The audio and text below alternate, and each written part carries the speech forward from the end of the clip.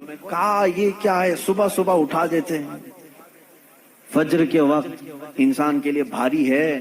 اور ایک مستشرق ہے، مستشرق اس کو کہتے ہیں جو اسلام کی تعلیمات پوری حاصل کرتے ہیں لیکن ہوتے یہودی اور عیسائی ہیں۔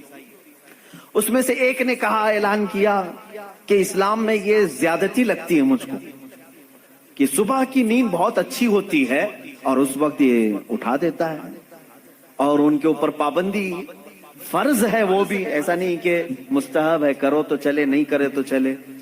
اس نے دعوے میں یہ بھی لکھا ہے کہ یہ میں اپنے سے نہیں کہتا کہ یہ بھاری ہے، بلکہ خود مسلمان بھی یہ کہتے ہیں، وہ فجر میں نہیں جاتے۔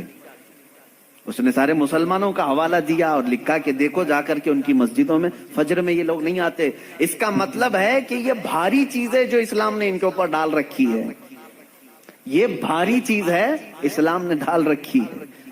مجھے اسی وقت فوراً یہ کلک ہوا کہ ٹھیک ہے، یہ تو ان لوگوں کی سستی اور کاہلی ہے جو انہوں نے اپنے طور پر اپنے جسم کو ایسا بنایا ہے، ورنہ فریش رہنے والے ہر انسان کو ہم نے دیکھا ہے کہ وہ فجر میں جاگنگ کے لیے نکلتا ہے۔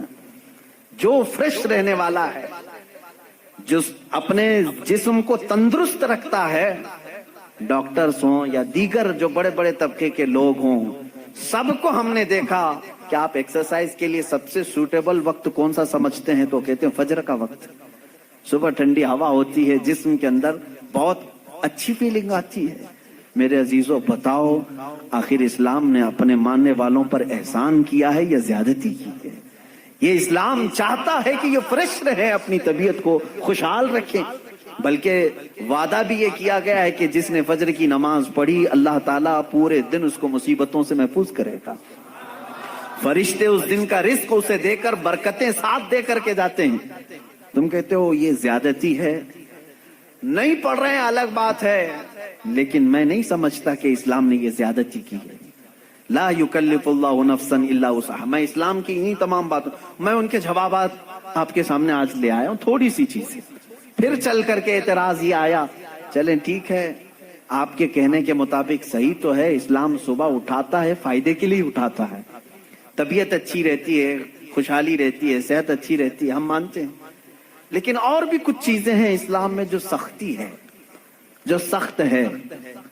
وہ کیا کیا چیزیں ہیں سخت ہے ان کے دماغ کے اعتبار سے، وہ میں آپ کو بتاتا ہوں۔ اسلام دین فطرت ہے، یہ میرا چیلنج ہے، طبیعت کے عین مطابق بنا ہوا ہے، اور میں اگر دوسرے مذاہب کو چھیڑوں تو بات بہت دور ہو جائے گی، بہت طویل ہو جائے گی، کیونکہ میرا یہ مزاج نہیں ہے کہ دوسروں کی خرابیاں لے کر کے سب کے سامنے بیٹھوں، اور خرابیاں ڈھونڈنا اچھی بات بھی نہیں، ہم تو اچھائیاں بیان کرتے ہیں۔